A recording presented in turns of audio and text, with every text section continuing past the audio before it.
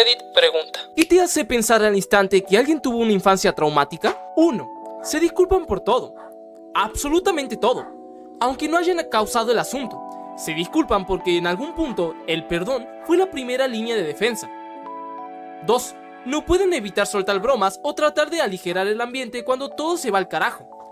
Sacarle una risa a un funeral le da poder por un momento sobre la situación por lo que están pasando. Humor estilo, aparte de eso, señora Kennedy, ¿cómo estuvo el desfile? 3. Rápido para evaluar una situación, estés bien o no. Alguien está de mal humor, o algo no está funcionando como debería, o hay un tropiezo en el plan, no pueden evitar inventarse una línea de razonamiento que quizá ofrezca una explicación. Su cerebro intenta desactivar una bomba cuando en realidad solo está apagando un cigarro con un manotazo. 4. Pero también el bloqueo, el apagón. No hay nada que pueda hacer para detener esto. Hay que hacerse el muerto para no acelerarlo más, o para no atraerlo hacia mí. 5. Se niegan a pedir ayuda en situaciones mundanas. Pedir ayuda significa que después tal vez le debas algo a alguien más. O pueden usarlo como un arma. Aguántala tú sola ahora para que después no formes parte de sus problemas. Además, tus problemas no son realmente un problema. Supéralo. 6. Están preguntando seguido cómo va la gente. Les pregunta cómo están, qué hay de nuevo en sus vidas, qué tipo de triunfo han tenido últimamente. Porque capaz, solo capaz, ellos van a reflejar eso. Y por fin, alguien le va a preguntar cómo están, sin que tengan que salir a provocarlo. 7. Rechazan oportunidades o cosas seguras, porque tienen que haber un truco. Siempre hay un truco. Lo bueno no les pasa, así que, ¿qué parte del alma de ellos están pagando para que ahora un centavo de felicidad les salga a la medida? 8. Demasiado preparados o directamente nada listo para todo. Casi nunca existe el punto medio. O van a pelearse para salir de lo que su cerebro le dice que va a ser un problema, o van a ver qué pasa y esperan lo mejor. 9. Un nivel de apego casi preocupante a fotos, baratijas, playlists y chistes internos. Esos raros momentos de algo bueno son su propia cueva de tesoros de dragón. No quieren desprenderse de eso, no quieren olvidarlo. No quieren darse cuenta de que para las manos y las mentes de cualquier otra persona literalmente no significa nada. Hábitos raros de comer, como el de una persona que solo come cuando le ofrecen la comida directamente. Incluso si es en una fiesta y todo el mundo obviamente puede comer. Además, cuando yo cocinaba la cena, mi esposo se comía todo. Le hablé de eso porque necesito esas sobras. Resulta que su mamá no lo dejaba comer, así que incluso en nuestra propia casa, él no comía hasta que yo decía que ya podía comer. Y cuando por fin comió, estaba muy hambriento.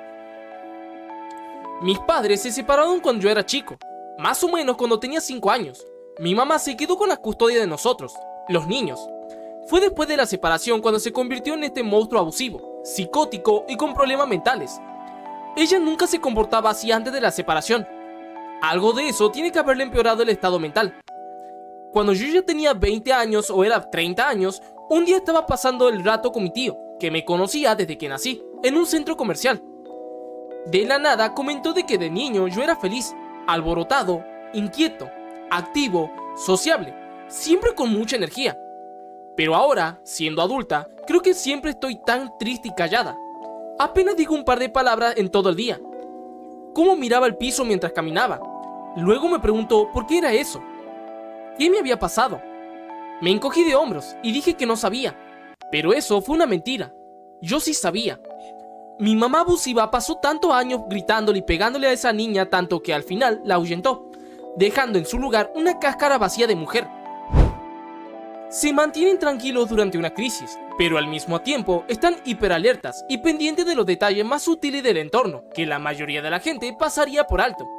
Además, suelen tener dificultades para confiar fácilmente en los demás. Antes decía que simplemente era una persona muy observadora, pero con el tiempo me di cuenta de que hipervigilante me describe mucho mejor. Cuando ocurre una crisis, casi siempre soy la persona más tranquila del lugar. Es como si pudiera manejar perfectamente las situaciones difíciles y hasta sintiera la necesidad de cargar con los problemas de los demás porque sé que puedo soportarlos. Pero después viene la otra parte. Cuando todo termina y finalmente me quedo sola con el silencio, inevitablemente me desarmo. y eso me hizo darme cuenta de que quizá esa calma tampoco es tan saludable como parece. Trabajé durante años en el departamento del Estado y siempre me ofrecía como voluntaria cuando organizaban grupos de trabajo para responder a alguna crisis. Mientras todos estaban frustrados o abrumados por el caos, yo podía estar en una esquina bastante tranquila, incluso sonriendo.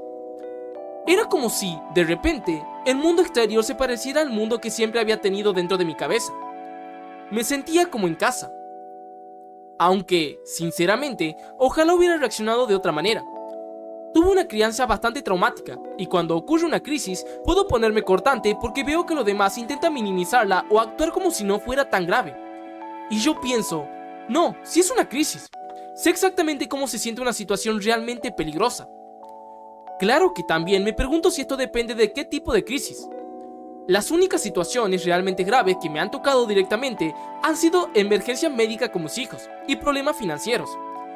Curiosamente, durante un accidente de auto estuve completamente tranquila. Así que a veces me pregunto, ¿ese es el tipo de crisis del que habla la gente cuando dice que algunas personas se mantienen calmadas bajo presión? También tengo otras pequeñas cosas que ahora me parecen bastante reveladoras. Mi esposo nunca entiende por qué siempre le pido que entre primero a una habitación llena de gente. A él lo criaron con aquello de las damas primeros, así que tampoco puedo culparlo. Pero yo tengo una mamá muy egocéntrica, a la que le encanta hacer una entrada y llamar la atención, mientras que yo siempre he sido exactamente lo contrario. Yo era esa persona tímida que prefería quedarse en segundo plano. Conozco el sonido de los pasos de las personas y hasta el de sus autos. Puedo saber aproximadamente dónde están dentro de la casa, sin necesidad de verlas. Incluso ahora camino prácticamente sin hacer ruido. Durante los últimos 3 años de mi infancia, y por lo menos durante 1 año y medio después de irme de casa de mis papás, solía asustar a la gente sin querer simplemente porque entraba a una habitación completamente en silencio. Lloro en silencio, incluso ahora, porque durante mucho tiempo, que alguien notara que estaba llorando significaba que podían gritarte. Que notaran que estaba despierto podía significar que te sacaran de la cama para regañarte por algo que ni siquiera entendías. Así que aprendí a hacerme pequeño, silencioso y prácticamente invisible. La primera vez que mi pareja me vio llorar de esa manera, se asustó bastante. Ellos también habían pasado por una relación abusiva, así que creo que reconocieron inmediatamente lo que estaba viendo. Supongo que, en cierto modo, el trauma reconoce el trauma. Se sobresaltan con cualquier movimiento rápido, ruido repentino o incluso cuando alguien dice su nombre de manera inesperada. Mi compañero de trabajo y mejor amigo gritó mi primer y segundo nombre en medio de nuestro turno hace unos años y casi me da un infarto. Después de eso, incluso me dio una pequeña crisis de pánico. Bro, pensé que mi mamá ya estaba aquí. También pueden aparecer problemas de adicción, incomodidad con el contacto físico o una actitud defensiva cuando están cerca de personas nuevas. Mi mamá me dijo el otro día algo que todavía me cuesta procesar. Ojalá te hubiera abrazado más cuando eras pequeño. Yo le pregunté, ¿por qué? ¿Eso habría cambiado algo? Y ella me respondió que quizá, si lo hubiera hecho más, yo no sentiría tanto rechazo hacia ella. Mi mamá me descuidó durante gran parte de mi infancia, así que mi reacción automática es ponerme incómodo cuando alguien me toca. Puedo apreciar un buen abrazo, pero necesito estar preparado para recibirlo. Ni siquiera me gusta rozarme con alguien accidentalmente en una multitud. Y su descuido fue mucho más allá de simplemente no darme suficientes abrazos. Me dejaban solo con demasiada frecuencia. Lo más extraño es que ni siquiera recuerdo gran parte de mi infancia. Sí, de verdad da miedo. Recuerdo tener unos 14 años y darme cuenta de que no podía recordar casi nada de lo que había ocurrido antes de los 7. En ese momento, eso representaba prácticamente la mitad de mi vida. He probado terapia y otros métodos para intentar recuperar esos recuerdos, pero mi terapeuta especializado /diagonal en trauma me explicó que quizá regresen cuando mi mente sienta que estoy preparado /diagonal para manejarlos. La verdad es que sí conservo muchos recuerdos felices de mi infancia.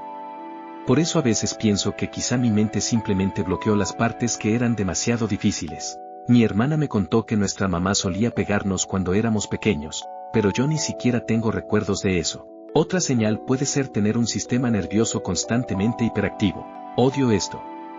El sonido de una puerta cerrándose de golpe puede hacer que todo mi cuerpo se sacuda como si una corriente eléctrica me recorriera los brazos hasta los dedos. A veces incluso duele un poco y, después de ese sobresalto, termino completamente agotado /diagonal. Me sobresalto involuntariamente ante prácticamente cualquier ruido fuerte o inesperado. Llevo años así. Puede ser un vecino cerrando una puerta, un golpe fuerte en una película, algo que se caiga, la lavadora cambiando de ciclo, un plato chocando contra otro cuando estoy guardando la vajilla, literalmente cualquier cosa. Y no es que esté buscando esos sonidos a propósito. Es automático. No puedo controlarlo. Incluso mi pareja ha tenido que aprender a despertarme con cuidado. Por las mañanas, cuando se va a trabajar y yo todavía estoy dormido intenta hablarme muy suavemente o despertarme poco a poco. Pero si siento de repente que alguien me está tocando mientras duermo, me despierto de golpe y jadeando. Es aterrador. No me di cuenta de lo extraño que era hasta que empecé a hablar de ello en terapia y mi terapeuta me pidió que explicara con más detalle lo que ocurría. Lo que más me sorprende es que llevo varios años viviendo en un ambiente seguro, tranquilo y lleno de cariño, pero mi cuerpo todavía reacciona como si tuviera que estar preparado para algo malo. Y eso es quizá lo que más me rompe el corazón, pensar en todas las personas cuyo cuerpo y cuya mente llevan tanto tiempo en alerta que ni siquiera saben cómo se siente realmente descansar. Pueden tener una paciencia como pocas personas que hayas conocido y, al mismo tiempo, tener ciertos desencadenantes que los hacen reaccionar de manera desproporcionada. Es como si pudieran soportar muchísimo hasta que alguien toca exactamente el botón equivocado. Entonces la reacción aparece de golpe. Otra señal que algunas personas mencionan es la llamada voz de niñita. Hay casos en los que una persona puede adoptar una voz o una forma de hablar más infantil cuando está bajo mucho estrés o miedo. En los años 90 leí sobre esto y, después de eso, empecé a notar que algunas mujeres en situación de calle hablaban de una manera que sonaba mucho más infantil de lo esperado. Tanto mi mamá como yo tenemos algo parecido. Cuando yo era adolescente, ella se cayó y se raspó una rodilla, y de repente su forma de hablar y hasta su manera de reaccionar parecían las de una niña pequeña. Yo no llego a ese extremo, pero cuando estoy muy alterada y tengo que hablar, mis oraciones pueden volverse incompletas y mi voz empieza a sonar muchísimo más infantil. Es bastante vergonzoso porque, mientras mi cerebro está funcionando a toda velocidad, por fuera puedo sonar como una niña de 4 años. También está la incapacidad de aceptar un cumplido de verdad. Te dicen algo bonito y automáticamente quieres restarle importancia, cambiar de tema o explicar por qué en realidad no es para tanto. Me sobresalto con ruidos repentinos, especialmente cuando alguien da un portazo. No soporto los pasos fuertes. Hablo bajito. Me disculpo incluso cuando la otra persona es la que se tropieza conmigo, y puedo entrar en pánico cuando alguien rompe algo. Todas esas cosas pueden tener diferentes explicaciones, pero cuando aparecen juntas, a veces apuntan a alguien que aprendió desde muy pequeño a que cualquier ruido, error o cambio repentino podía significar problemas. A mí me basta escuchar un portazo o incluso un suspiro para que mi ansiedad se dispare. ¿Qué hice ahora? ¿Está enojado conmigo? ¿Por qué está cerrando las puertas así? ¿Se me olvidó algo? ¿Dejé algún desorden? ¿Simplemente está de mal humor? ¿Qué hice para provocarlo? Mi cerebro empieza a buscar inmediatamente una explicación y, casi siempre, la primera posibilidad soy yo. Otra señal puede ser alejarse corriendo cuando alguien se acerca demasiado emocionalmente. Cuando las emociones se vuelven intensas, algunas personas necesitan retirarse. No porque no quieran a los demás, sino porque aprendieron que involucrarse demasiado, mostrarse vulnerable o dejar que alguien los cuide puede terminar haciéndoles daño. Y sí, me identifico muchísimo con eso. Me mudé con mi pareja, una persona a la que amo profundamente, y aún así estoy esperando que ocurra algo malo. Constantemente tengo la sensación de que ya tuve mi buena racha y que ahora tiene que llegar el momento en que todo se venga abajo. Una parte de mí está esperando la bomba, que la casa explote, que yo muera, que él muera, que ocurra alguna tragedia completamente inesperada, como si mi cerebro no pudiera aceptar que las cosas simplemente pueden estar bien durante un tiempo. Es esa sensación de, esto es demasiado bueno. Algo malo tiene que estar a punto de pasar. Porque cuando creciste aprendiendo que la tranquilidad podía desaparecer en cualquier momento, la felicidad también puede sentirse peligrosa. Incluso cuando finalmente estás a salvo, una parte de ti sigue esperando el próximo desastre. Cuando se les nota que hacen lo que dudan al hablar de su familia. Cuando se les va la mirada a lo lejos pensando en el pasado. O cuando se quedan callados y se desconectan, como en otra. Una franqueza despreocupada con cosas que a cualquiera les haría frenar. O sea, que ya se han acostumbrado a algo que la mayoría de la gente resulta un poco alarmante. Para ellos es normal, es su norma, así que no se siente raro como para decirlo en voz alta o explicarlo con claridad. Tengo amigos y gente en mi vida ahora con quien puedo compartir cosas, y hasta en broma, pero por muchísimo de mi vida solo tenía que quedarme ahí sentada y sonreír, actuando como si entendiera cuando la gente hablaba de fiesta de cumpleaños, celebrando las festividades, vacaciones, o sea, la simple decencia humana que les daba a su familia. Siempre era un recocha cuando la gente me hacía preguntas sobre mi vida y yo tenía que mentir o decir una verdad a medias. La experiencia me enseñó que ser honesta y abierta al respecto nunca era realmente algo beneficioso, y te termina ganando miradas raras cuando contabas una historia que tú piensas que era normal, pero que la gente normal encontraría muy jodida. Como por ejemplo, antes yo le contaba a las personas cómo mi papá me perseguía con un lanzador de dardo de cerbatana y me disparaba con dardo metálico de 3 pulgadas que se hundía lo suficiente como para llegar a pegarle al hueso, como si fuera una historia chistosa. Supongo que viendo hacia atrás, quizá solo estaba desesperada por encontrar a alguien que notara mi sufrimiento. Aprendí específicamente cómo hacer ese texto de spoiler por primera vez en esta cuenta para este comentario, y he estado en Reddit como, no sé, 7 años. Bueno, para cualquiera que se preocupe después de leer eso, he estado en un proceso de sanación durante muchos años. Ahora estoy en paz con mi pasado y sigo trabajando para estarlo.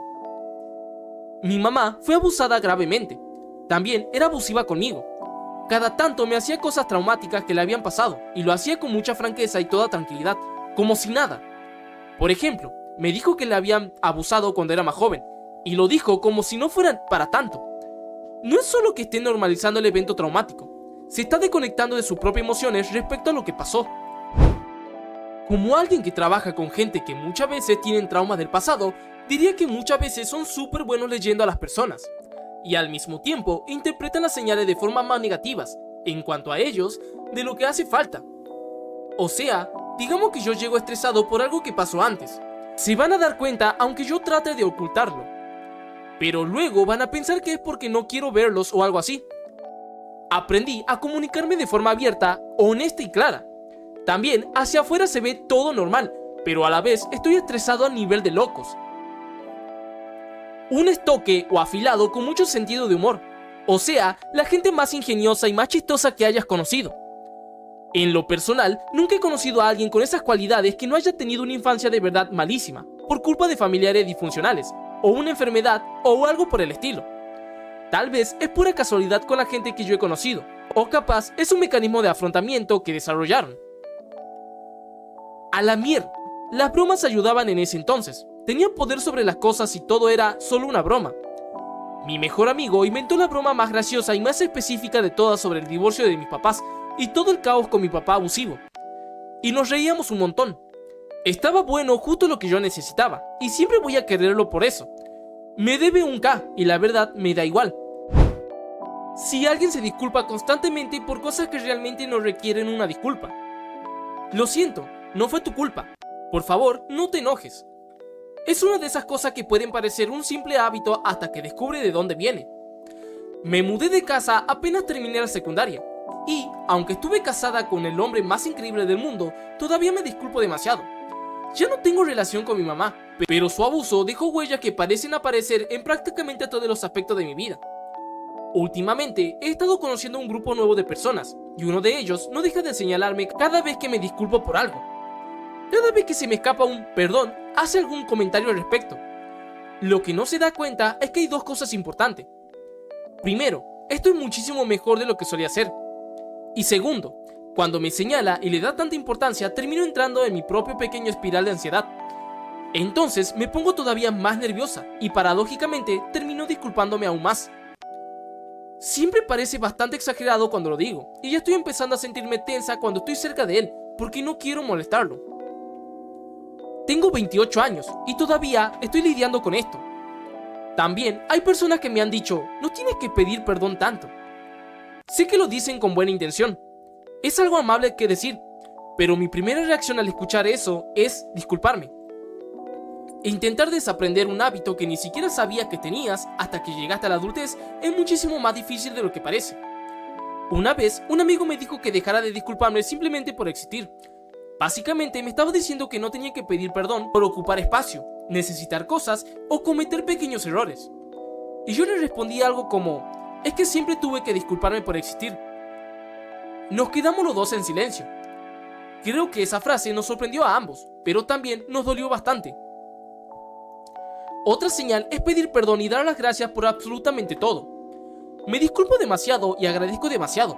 En mi caso, supongo que también influye haber pasado mucho tiempo rodeada de personas extremadamente educadas, pero creo que no se habla lo suficiente de quienes agradecen constantemente hasta las cosas más básicas.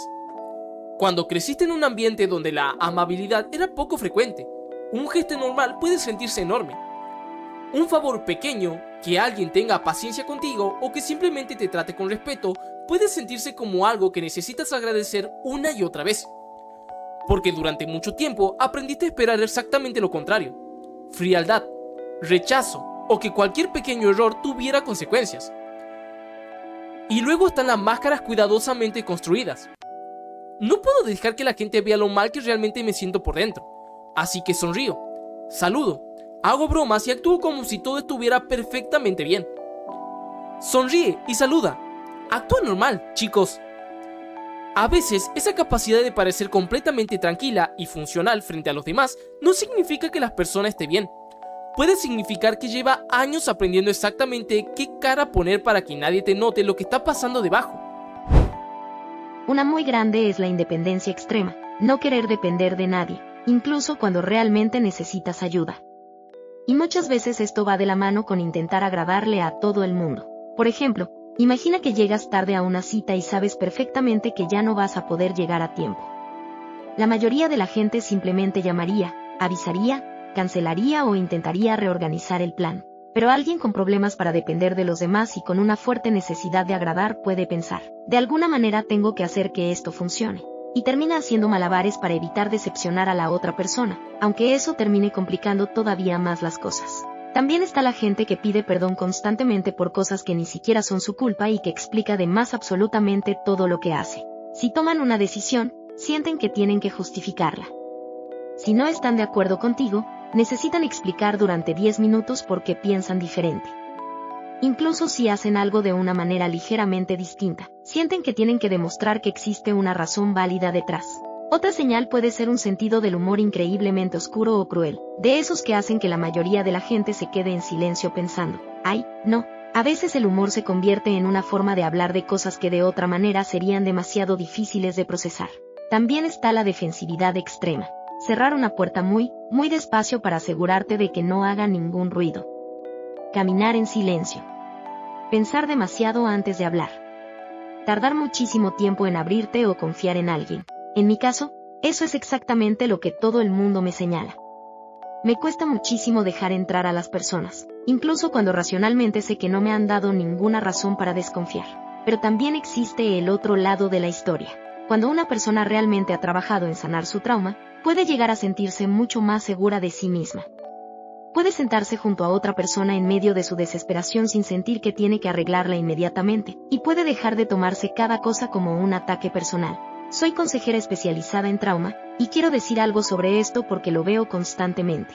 No hay nada afortunado en tener la oportunidad de sanar un trauma.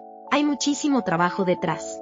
Puede tomar años enfrentarte a lo que ocurrió, aprender a manejar tus reacciones y construir una vida diferente. Y a veces incluso puedes sentir que ya avanzaste muchísimo y, de repente, algo vuelve a aparecer. Se necesita una cantidad enorme de esfuerzo para sanar, y encontrar un terapeuta con quien realmente puedas trabajar puede ser una parte importantísima del proceso. Por suerte, la terapia y los recursos de salud mental son cada vez más accesibles, pero decir simplemente que alguien tuvo suerte por sanar puede minimizar todo el trabajo que esa persona hizo para llegar hasta ahí. Hay esperanza. No necesitas tener suerte para sanar. Necesitas apoyo, tiempo, herramientas y, muchas veces, muchísimo trabajo. Pero es posible. Y quizá otra de las señales más claras sea esa necesidad constante de sobreexplicar tu razonamiento. Discrepas un poquito y automáticamente empiezas a justificarte.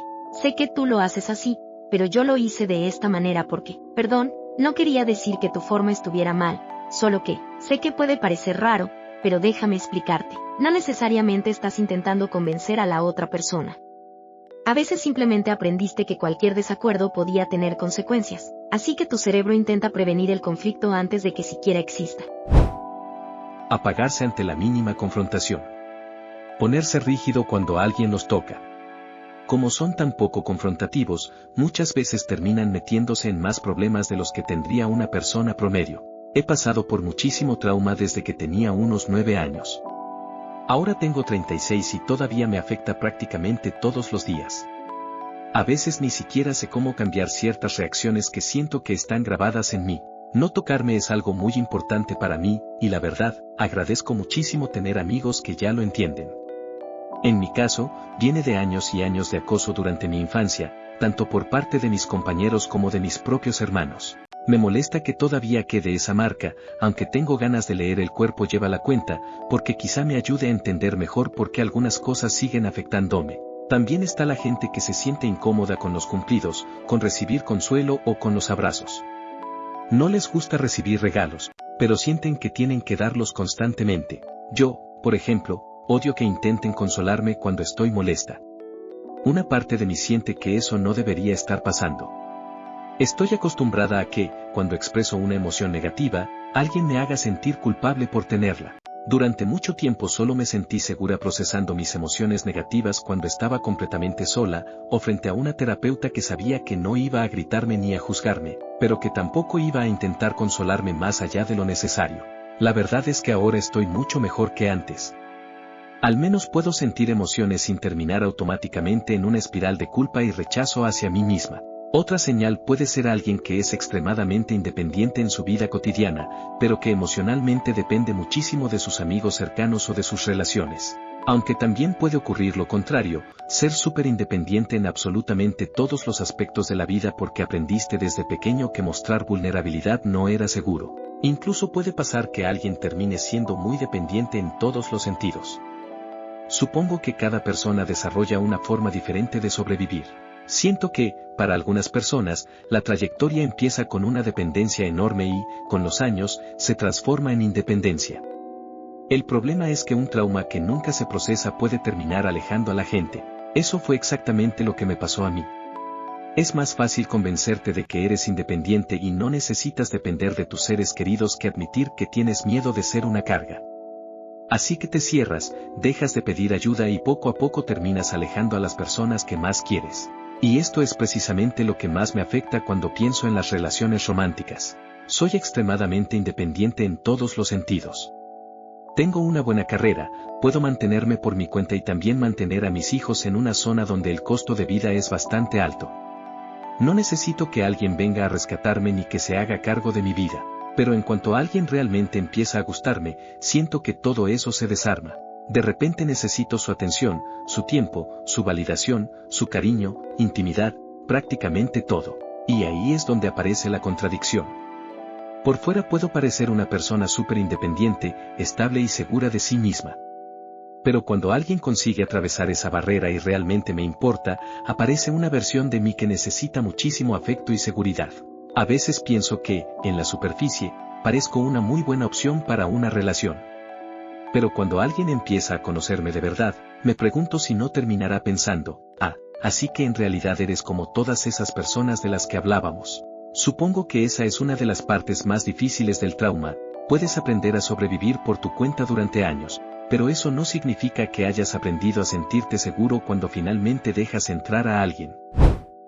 Hiperindependencia. Personas que parecen muy cerradas con los demás y que, desde fuera, pueden parecer presumidas, frías o incluso difíciles de conocer. Muchas veces llevan una vida bastante aislada y tienen enormes dificultades para confiar en la gente. También está esa sensación de que no puedes depender de nadie. No importa cuánto te digan que puedes pedir tu ayuda. No importa cuánto te digan que puedes pedir ayuda. Tu primera reacción es pensar que tienes que resolverlo por tu cuenta. La ansiedad también puede parecer de forma bastante particulares. Sobreprepararte para todo, pensar siempre 10 pasos adelante y tratar de anticipar cada posible resultado puede parecer simplemente ser responsable, cuando en realidad estás intentando sentirte segura controlando todo lo que puedas. Y cuando, además, las cosas malas que temías realmente han ocurrido varias veces, tu cerebro termina aprendiendo que estar ansioso era necesario. Cada vez que algo sale mal, parece confirmar que tenías razón en preocuparte. Otra señal puede ser estar emocionalmente entusiasmado, o ponerse una máscara y actuar como si fueras el payaso del grupo, haciendo bromas y comportándote como si todo estuviera perfecto. Acabo de darme cuenta de que, por dentro, estaba completamente adormecida emocionalmente. Durante unos 10 años, fui separando todo en comportamientos para poder seguir adelante mientras criaba a mis increíbles hijos, trabajaba y hacía todo lo que se suponía que debía hacer. Por suerte, fui lo suficientemente consciente como para no transmitirle eso a mis hijos. Nunca quise que ellos se sintieran como yo me sentía cuando era pequeña. Pero ahora que estoy yendo a terapia, algunas de las revelaciones han sido bastante difíciles. La verdad es que sí, creo que, de niña, no recibí suficientes abrazos. Y descubrir algo tan sencillo puede hacerme llorar por esa niña que fui. También puede parecer como estar constantemente distanciado o distanciada de tus padres, o tener una relación prácticamente inexistente con ellos.